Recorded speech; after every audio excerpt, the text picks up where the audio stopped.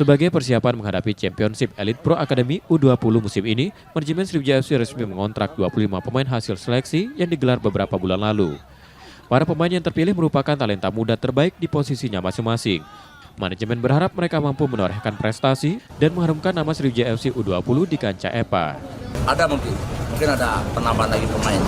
Karena melihat regulasi sekarang kan awalnya tadi 2006-2007, sekarang sudah berubah menjadi 2007.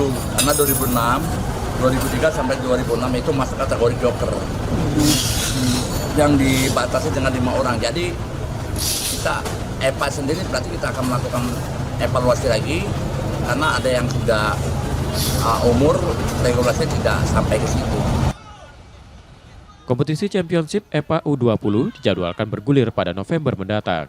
Nur Muhammad, Kompas TV, Palembang, Sumatera Selatan.